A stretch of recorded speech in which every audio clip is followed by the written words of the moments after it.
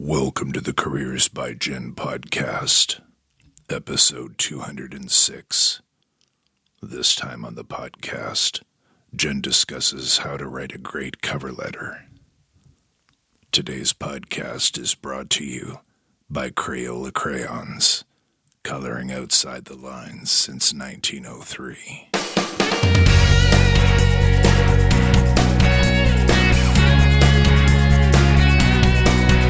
You're listening to the Careers by Jenn podcast with me, Jenn Swanson, the podcast that helps you to get the job, love your work, and advance your career.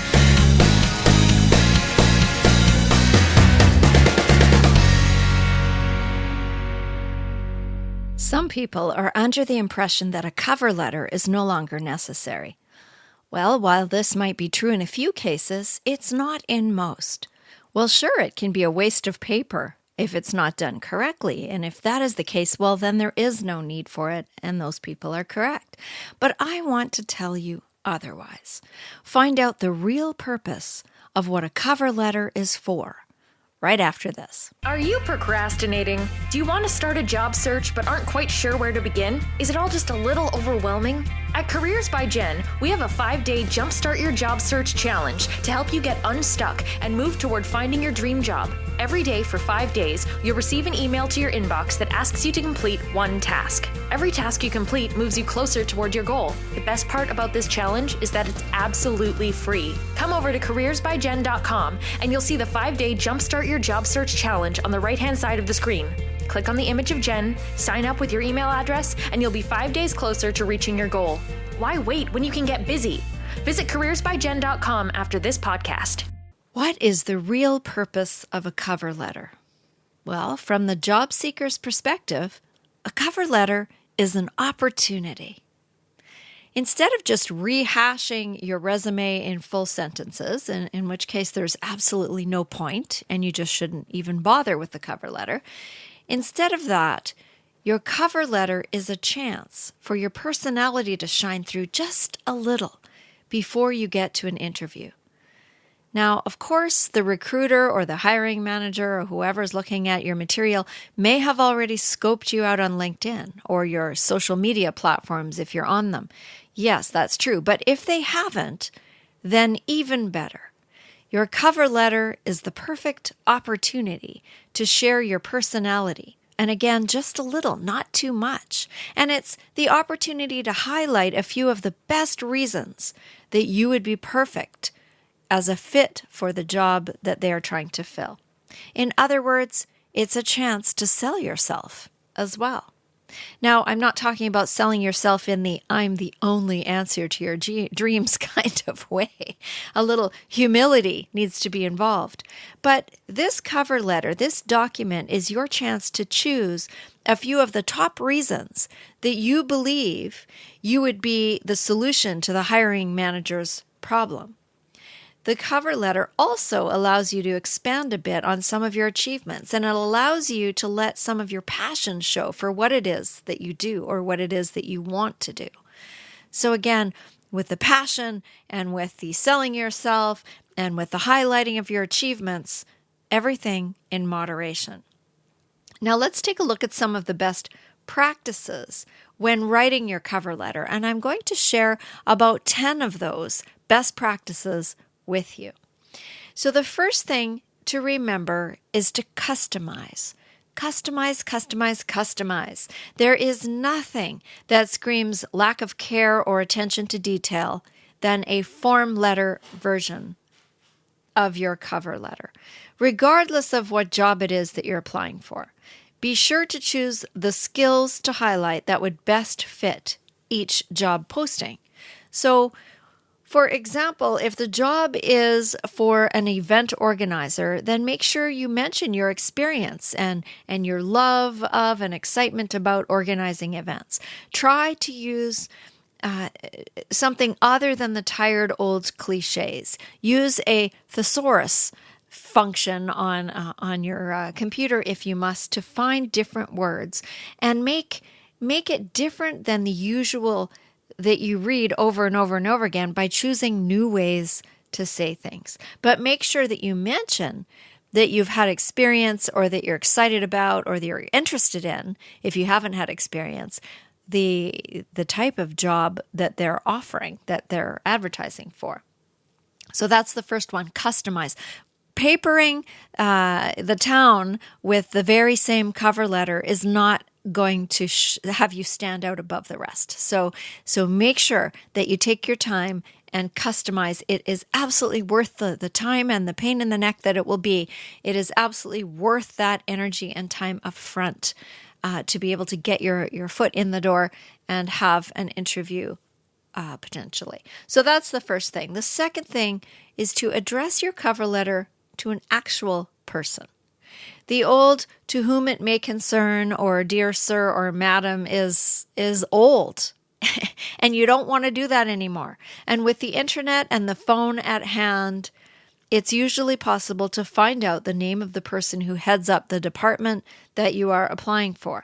Do your research, dig a little bit, take that time as well and find a name. If there is no name evident, then you can skip the greeting entirely, or you can address the letter to "Dear Hiring Manager."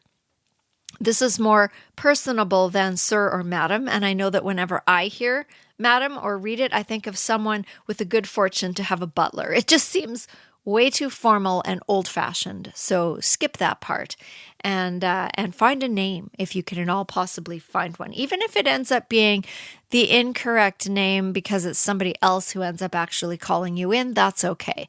If it's somebody in charge of that department, the HR manager, the hiring manager, the recruiter, etc., that's fine. Address it to that person if you can get a name. The third best practice is to keep your cover letter to one page. Short and sweet, baby. Keep it short. One page is all you need. A greeting, an introduction, a paragraph or two, and an ending. That's it. You don't have to go on for pages and pages about it because you have an interview for that purpose. So short and sweet, one page is best practice. The fourth best practice is to proofread this cover letter. Even cover letters are scrutinized. I am really picky about this. Be sure that you've done your best to spell things correctly. If you're in Canada, use the Canadian spelling. If you're in the US, use the US spelling, etc. And make sure that you are spelling the words correctly for the place that you are in, and make sure that you've looked at your formatting and that it looks nice. Have a friend or a career coach or somebody look it over and make sure another set of eyes has read it so that any mistakes are caught before you send it. This is really important. If you have two people that are the same and two people who send in cover letters and one is just as good a candidate as the other, but one has spelling mistakes or missing sentences or whatever throughout their cover letter, then it's going to imply that that person hasn't taken care and doesn't actually care as much as the person who has spelled everything correctly. And that may not be true, but perception is 90% reality. So make sure that you have it proofread. The fifth thing is to use keywords. Now, even cover letters are getting put through the automated tracking systems, the ATR systems, and keywords are what the computers are programmed to pick out. So make sure that you choose some keywords from the job posting and include those in subtle ways in your cover letter. And subtle, again, everything in moderation is the key here about keywords. You don't want to jam-pack the cover letter so that it makes no sense or that so it's really obvious that you're stuffing, they call it keyword stuffing, that you're stuffing it so that it gets picked up on the computer system. You want to be subtle about it, but you do want to make sure that important words in the job posting are included in the cover letter that you write and to some degree in the resume. So one of the exercises that you might do is sit down with the job posting and go through it and highlight words that stand out to you. And if they use the same word more than once, If they're looking for someone who's organized and they keep mentioning the word organized, then make sure that you talk about being organized. Because clearly, in the past, perhaps, the person that had the job before wasn't as organized as they would like, right? There's a reason why these words are used. So use keywords and use them in a subtle way in your cover letter. If the job is for a cook, make sure you mention cooking at least a couple of times in the letter. Those kinds of things. Now, number 6 is to be wary and cautious with form letter templates. I say this for 2 reasons. Firstly, if you are using a template, be careful to change every single bit of sample text so that nothing of the original gets accidentally left in. This is particularly key when you are sending the letter to multiple employers for multiple job postings. So it goes back to proofreading. And the second reason is that if you are using a form letter template, especially a popular one, there is the danger of it sounding exactly like all of the rest of the cover letters that this recruiter or hiring manager has been looking at that day. And I can give you this example of this happening to me. So I host this podcast and I publish it weekly, and regularly I get requests from people to be guests on the show, either from people themselves or from promoters who send me guests. And last summer, I seemed to get a pitch a day from different people that looked exactly the same, except for the name of the person sending it. And it was strange because I was reading it and thinking, I've read this before. And then I got another one. I thought, oh, look, I've read this before. Oh, apparently somebody out there is putting out a course on how to pitch podcasters to be guests on their show. And here's the form, and just fill out this form and change the names. And I could tell it was a form letter, and I actually got annoyed about that. So, in fact, I called a couple of people on it when they sent me the letter. And one of them admitted, to his credit, that it was a form letter, and we ended up having a lovely email exchange. And in the end, I did have him on the show because he, quote unquote, came clean about using the template. Now, there's nothing wrong with using a template as long as you customize it enough that it isn't instantly recognizable or evident that it is a template. And part of what irked me about it, I think, is I don't think the people sending, and I could be wrong, but I don't think the people sending me this template had actually even listened to the show. They would say something very vague about love your show, you're doing great things. It wasn't about a particular episode. They didn't reference anything. And so it made me kind of suspicious that it was just a form letter. And in the end, it was. So there you go. Be careful with templates because hiring managers can look through dozens and dozens and hundreds of cover letters in a week. And these are smart people. They're going to recognize pretty quickly on what they're looking at. So be careful with the template. Number 7, use humor sparingly. And humor does not always translate properly in writing, as those of you who text will have discovered. So be careful about the use of humor or sarcasm in a cover letter because it could be misinterpreted and that could be to your detriment. Save your humor if you must for the interview because there's so much that is lost in the written word. And it's a short bit of writing. And so it would be better and it would serve you better to be straight up.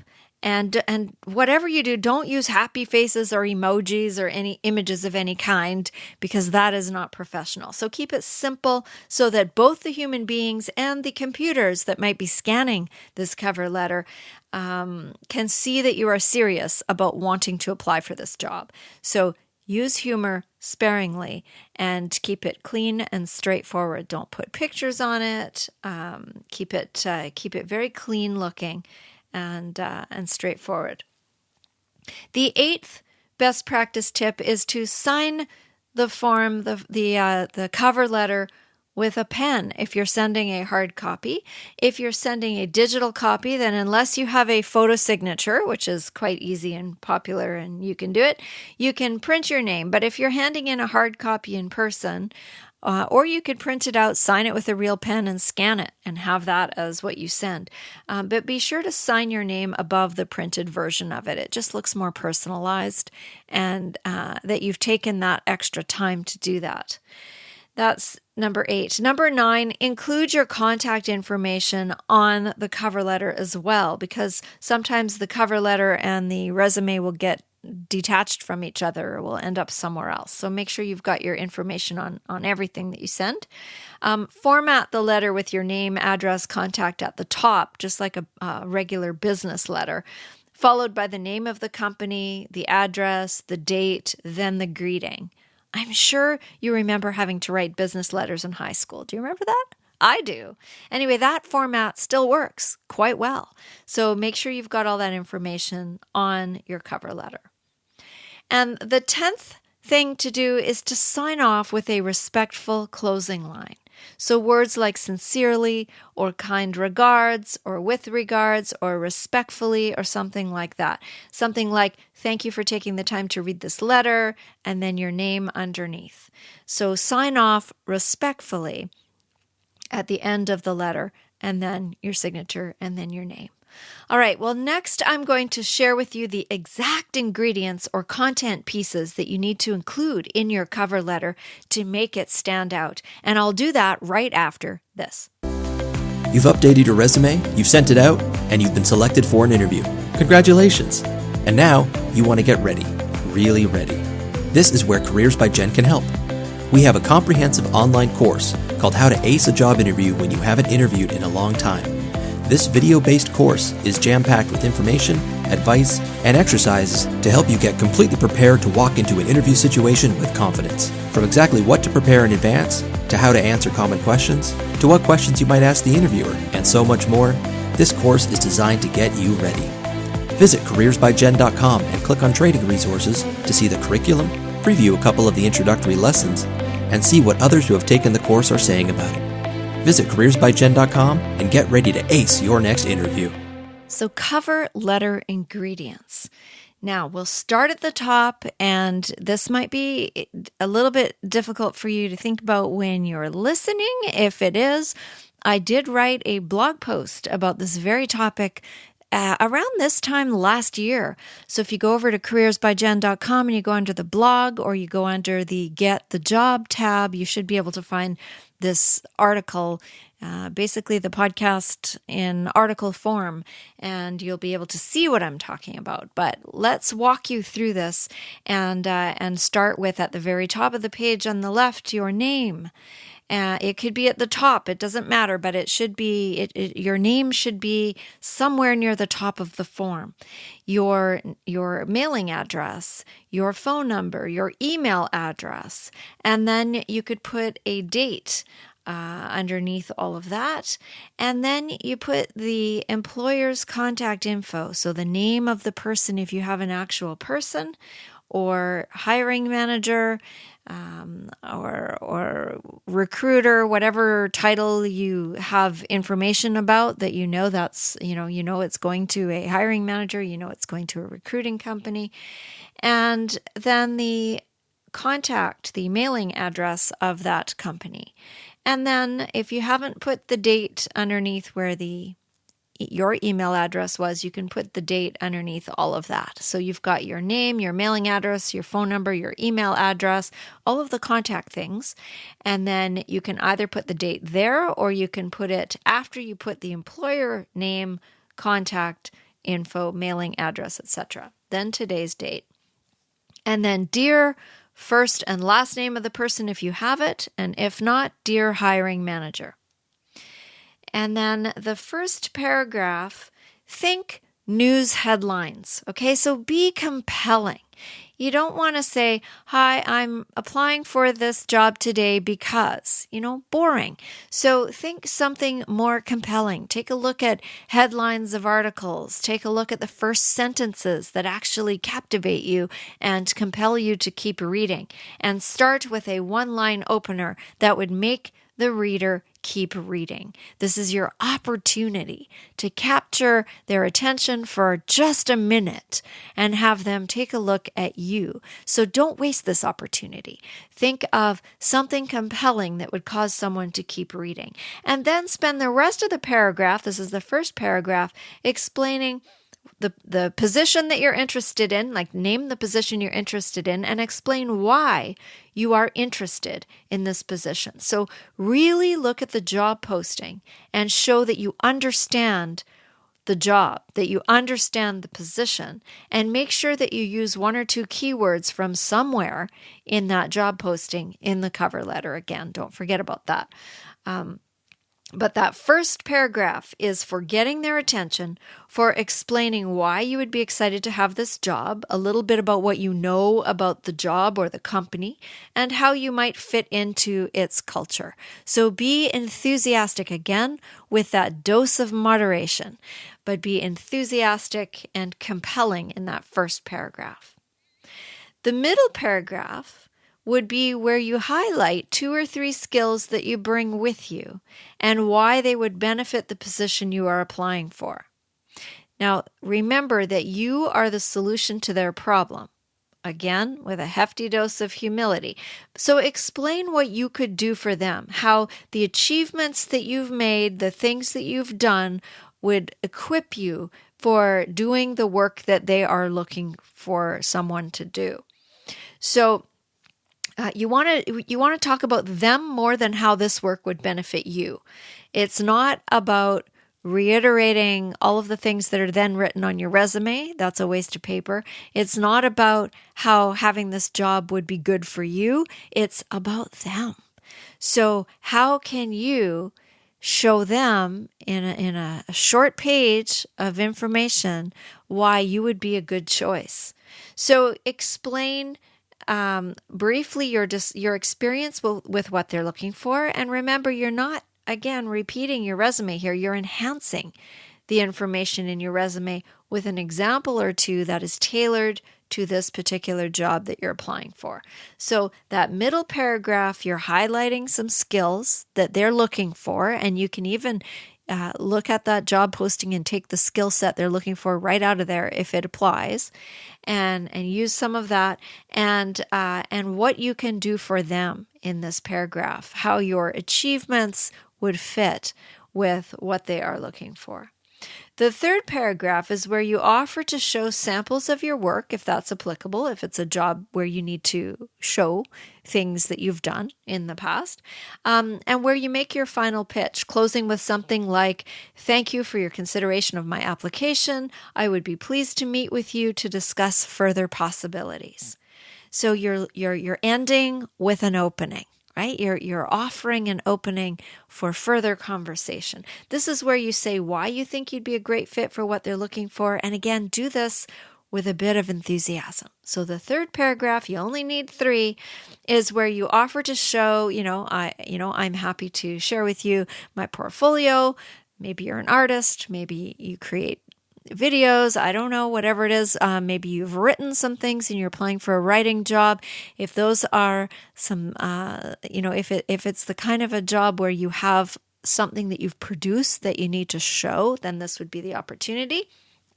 And you can also talk about some of the things that you have successfully accomplished. Maybe you started some program at the work that you did. Maybe you helped onboard people. Maybe you helped transition from one computer system to a new computer system. Whatever it is, whatever is relevant to the job, make sure that you throw some examples about your achievements in here. And again, do this with enthusiasm. And then you end with a respectful closing line, as mentioned previously. So the idea is to keep your paragraphs short and to make sure that when you are proofreading this cover letter that you haven't repeated yourself or repeated exact same phrases. So spend a little time editing to make it a 1-page, succinct, and compelling document that won't take very long for the person to read, is in big enough font for those of us who are, getting on in years and our eyesight is getting bad, make sure it's in big enough font that people can read it. You can even, if you have room on the page, bump it up to 13 or 14 point font if you want to. And then make sure you've signed it. And if hard copies are being handed in, actual signature in black ink would be nice. So make sure you do that, and then you will have a cover letter that will actually stand out. You would be surprised that will actually stand out above many, many, many, many, many of the cover letters that are out there.